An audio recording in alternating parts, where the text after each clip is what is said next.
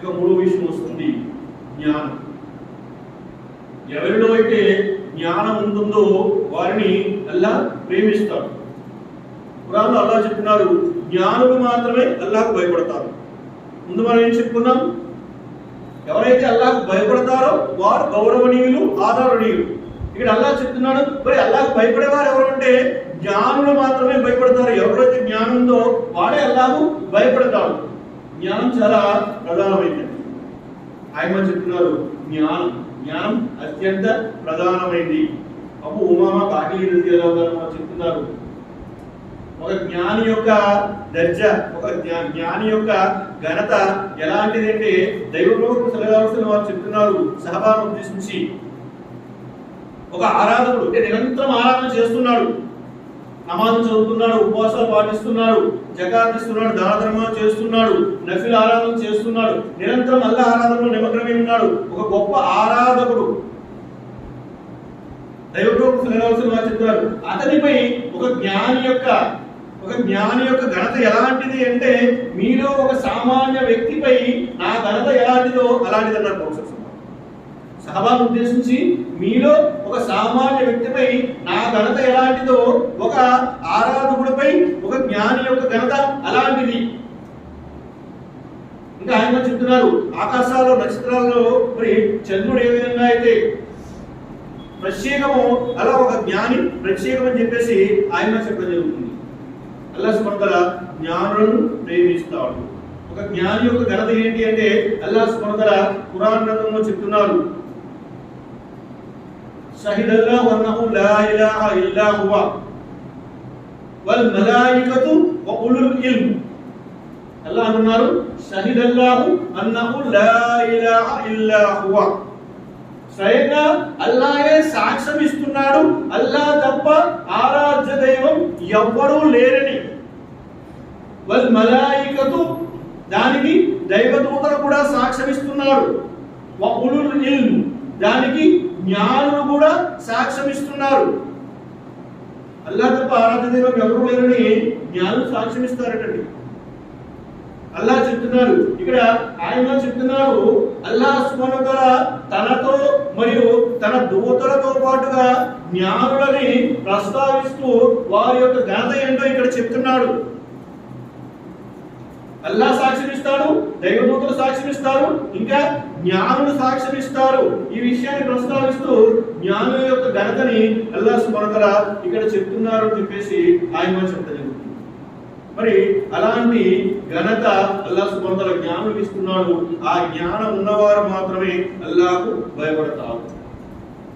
ఏదైనా ఒక పని యొక్క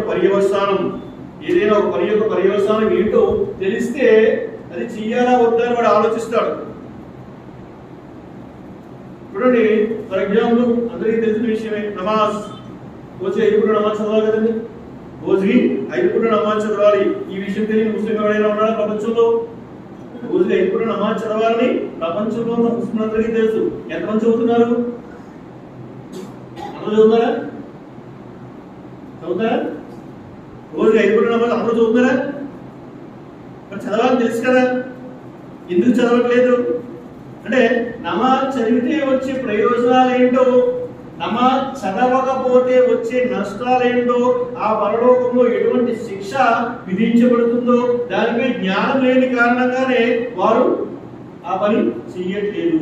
గురించి అల్లాహ్ చెప్తున్నారు, జ్ఞానం ఉన్నవాడే భయపడతాడు. నమాజ్ చెయ్యకపోతే ఏం జరుగుతుందో తెలిస్తే వాడికి నమాజ్ చదవకపోతే నిద్ర పట్టదు. ఎందుకంటే నమాజ్ చేయకపోతే జరిగే పర్యవసానం ఏంటి, ఎటువంటి నష్టాలు ఉన్నాయన్న విషయం వాడికి ఆ జ్ఞానం ఉంటే వాడు నమాజ్ చదువుతాడు. ఎవరికైతే ఆ జ్ఞానం లేదో వాడు నమాజ్ విడిచిపెట్టాడు. అంటే నమాజ్ ఎగ్జాంపుల్ చెప్పుకున్నాం, నమాజ్ ఒకటే కాదు ప్రతి విషయం కూడా. అయితే ఇక్కడ జ్ఞానులు ఎవరు అంటే జ్ఞానులు ఎవరు ఉంటారండి? జ్ఞానులు చాలా కొద్దిమంది ఉంటారండి. ఆలింలు, ఆఫీసులు, మరి మదర్సాలు చదువుకున్నవారు అందరూ జ్ఞానం ఉంటారు కదా. ఆయన చెప్తున్నారు, జ్ఞాని అని ఎవరినంటారు, ఆలిమని ఎవరినంటారు? ఆలిమని ఎవరిని అంటారు అంటే ఆలిమే చెప్తున్నారు. ఇస్లామియా షరియత్ కి 4 సోర్సెస్ ఉన్నాయండి, 4 ఆధారాలు ఉన్నాయి. ఆయన ఏం చెప్తున్నారంటే ఒక ముస్లిం ప్రతి శరీరానికి సంబంధించినటువంటి ప్రతి విషయాన్ని దాని యొక్క సరైన ఆధారాలతో సహా తెలుసుకుంటే వాడు ఆలిం అంటారు. నమాజ్ సంబంధించి ఏదో విషయం ఉంది, దాన్ని సరైన ఆధారాలతో సహా వాళ్ళు అలా చెప్పారండి, వాళ్ళు ఇలా చదువుతారండి, వాళ్ళు ఇలా చదువుతారండి కాదు. ఆయన పైకి మా గురుగారు పైకి చదువుతారు కాబట్టి పైకి చదువుతారండి, కిందకట్టి చదువుతారు కాబట్టి కిందకట్టి చదువుతారండి, మా గురుగారు రచన చేస్తారు కాబట్టి చేస్తారండి, అలా కాదు. ఆమె చెప్తున్నారు దాని సరైన ఆధారాలతో సహా తెలుసుకుంటే వాడిని ఏమంటారంటే ఆలిం అంటారు. మరి ఇస్లామీయ శరీయత్కి సరైనటువంటి ఆధారాలు ఏంటంటే ప్రతి విషయానికి సంబంధించి 4 ఆధారాలు ఉన్నాయండి. మొదటి ఆధారం ఏంటి? ఏదైనా విషయం ఉందంటే ముందు ఎక్కడ చూడాలి? మాషాల్లాహ్ చెప్పండి. మొదటి విషయం ఎక్కడ? ఖురాన్లో చూస్తాం. ఖురాన్లో ఉంది, అల్హమ్దులిల్లాహ్ సరిపోయింది. ఖురాన్ దొరకలేదు, ఖురాన్లో సరిపోలేదు, మనకి క్లియర్గా రాలేదు. నమాజ్ చదవండి అన్నాడు అల్లాహ్ సుబ్హానహు వ తఆలా, ఎలా చదవాలో తెలియదు. ఎక్కడ చూస్తాం? హదీస్కి వెళ్తాం, హదీస్లో చూస్తాం, అల్హమ్దులిల్లాహ్ సరిపోయింది, ఎలా చేయాలో క్లియర్గా దొరికేస్తుంది. ఖురాన్లో దొరికేసింది, అల్హమ్దులిల్లాహ్ అయిపోయింది. లేదు ఖురాన్లో దొరకలేదు, హదీస్కి వెళ్ళాం, హదీస్లో దొరికేసింది, అయిపోయింది. ఖురాన్ మరియు హదీస్లో కూడా మనకి క్లారిటీ రాలేదు. ఖురాన్ హదీస్ తర్వాత మూడో విషయం ఏమన్నారంటే ఇజ్మా అన్నారు. ఇజ్మా అంటే పండితుల యొక్క ఏకాభిప్రాయం.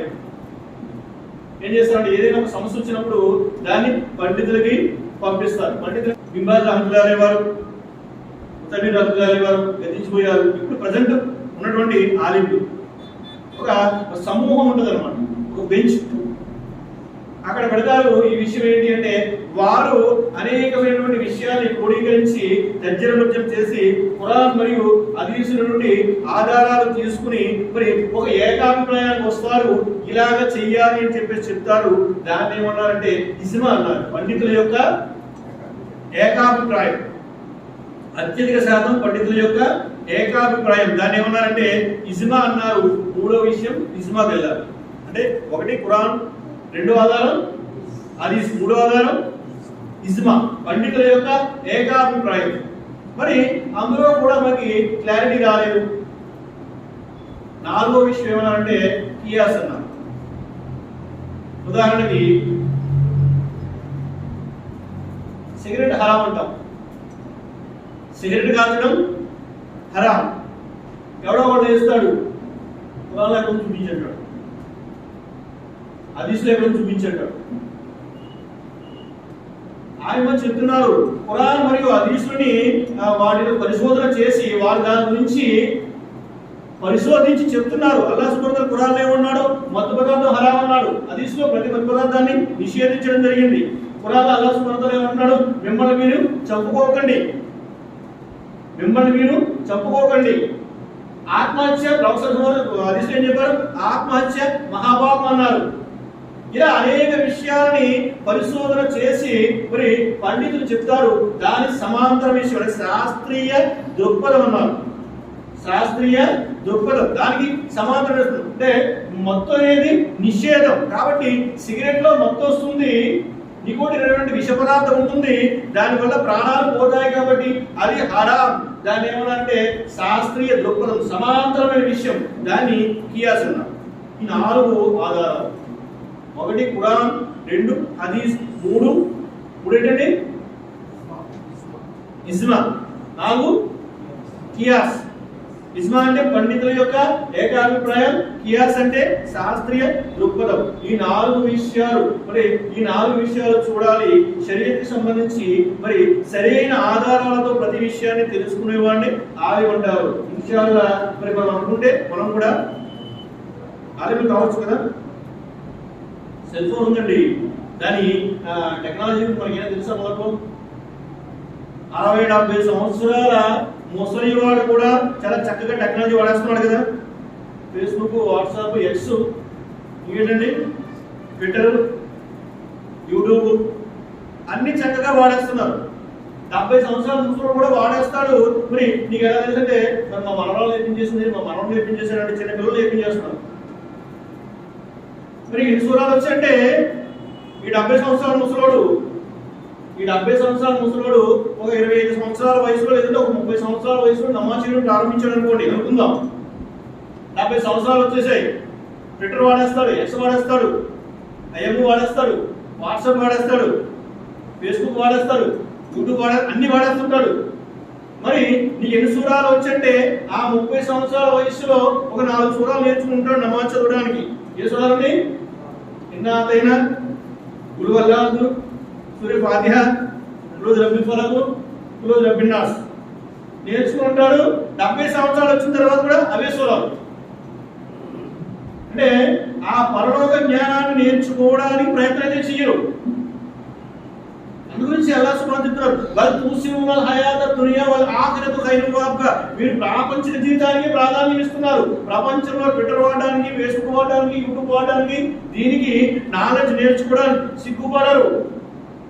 ఈ నాలెడ్జ్ నేర్చుకోవడానికి ఒక చిన్న పిల్లడి దగ్గరికి వెళ్ళినా సరే నేర్చుకుంటారు. అది సూరాలు నేర్చుకోవడానికి ఇమాం దగ్గరికి వస్తే ఇంత వయసు వచ్చేసిందండి, ఆయన దగ్గరికి వచ్చి నేను నేర్చుకుంటాం.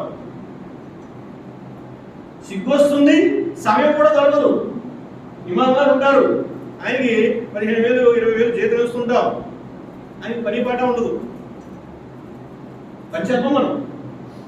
ఒక 5 నిమిషాలు వచ్చి కూర్చొని ఒక సూరా నేర్చుకోవడానికి ప్రయత్నం చేయడం. ఇందులో 10 సూరాలు ఎంతమందికి వచ్చండి? ఒక చేసింది 10 సూరాలు అంటే చిన్న చిన్న సూరాలు ఉన్నాయి, 15 సూరాలు అంటే చిన్న సూరాలు మొత్తం కూడా అన్ని కూడా రావు మనకి.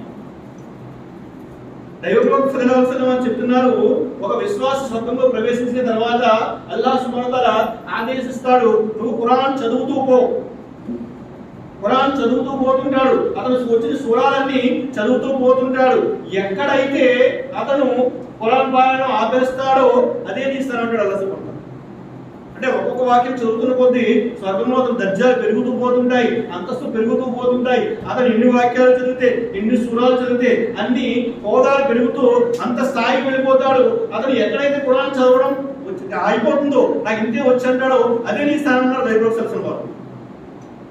ఖురాన్ జ్ఞానాన్ని నేర్చుకోవడానికి ప్రయత్నం చేయండి. సరే, ప్రతి విషయాన్ని, ప్రతి ఆచరణ కూడా అది అల్లాహ్ దగ్గర మరి ఆదరణ పొందాలి అంటే, అల్లాహ్ దగ్గర దానికి విలువ ఉండాలంటే దాన్ని సరైనటువంటి ఆధారాలతో సహా సరైన విధంగా చేస్తేనే మరి అల్లాహ్ దగ్గర దానికి విలువ ఉంటుంది. అల్లాహ్ సుబ్హానహు వ తఆలా మనందరికీ చెప్పడం కంటే వినడం కంటే ఎక్కువగా ఆచరించే భాగ్యాన్ని ప్రసాదించుగాక.